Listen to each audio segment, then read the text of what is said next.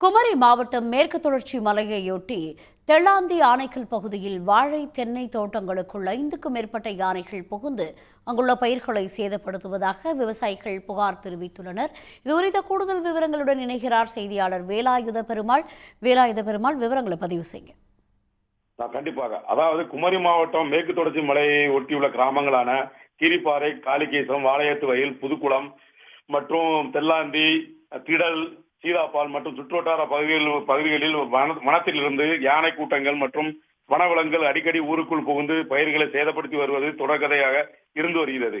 இந்நிலையில் அந்த வனத்துக்குள் இருந்து கிராமங்களுக்குள் புகும் வனவிலங்குகளை விரட்டும் முயற்சியிலும் வனத்துறையினர் தீவிரமாக ஈடுபட்டு வருகிறார்கள். குறிப்பாக குமரி மாவட்ட வனத்துறை கட்டுப்பாட்டில் உள்ள வனப்பகுதியில் காட்டு யானைகள் மிக அதிகமாக அடிக்கடி விளைநிலங்களுக்குள் புகுந்து நாசப்படுத்தி வருகிறது.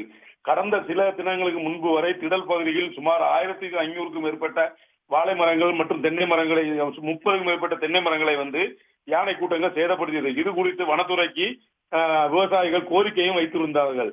இந்நிலையில் இன்று குமரி மாவட்ட பகுதியில் திடல், தெல்லாந்தி மற்றும் ஆனைக்கல் பகுதியில் சுமார் 5க்கும் மேற்பட்ட யானை கூட்டங்கள் விளைநிலங்களுக்குள் புகுந்து அங்கு குறைத்தள்ளி தயார் நிலையில் இருந்த சுமார் 3000க்கும் மேற்பட்ட வாழை மரங்களை முறித்து சேதப்படுத்தியது. இதனால் அங்குள்ள விவசாயிகளுக்கு பல லட்சக்கணக்கான ரூபாய் வருவாய் இழப்பும் ஏற்பட்டுள்ளது. மேலும் இது குறித்து விவசாயிகள் கூறும் பொழுது யானையுடைய வழித்தடங்களை தனியார்கள் ஆக்கிரமித்து அதில் பல கட்டடங்கள் இது கட்டியுள்ள காரணத்தினாலும் யானைகளுக்கு வழித்தடங்கள் சரியாக இல்லாத காரணத்தாலும் யானைகள் ஊருக்குள் விளைநிலங்களை சேதப்படுத்துவதாகவும் அதனால் வனத்துறை உடனடியாக வனத்துறை கட்டுப்பாட்டில் உள்ள ஆக்கிரமிப்பு செய்யப்பட்ட பகுதிகளை அகற்றினால் யானைகள் ஊருக்குள் வராமல் இருக்கும் என்றும் அப்பகுதி மக்கள் கோரிக்கை வைத்தார்கள்.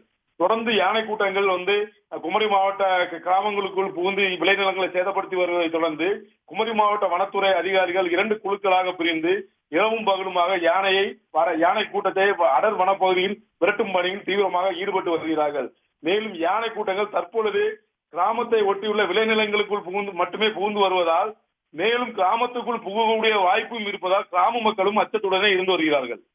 உடனுக்குடன் செய்திகளை தெரிந்து கொள்ள சன் நியூஸ் பெல் ஐகானை கிளிக் பண்ணுங்க.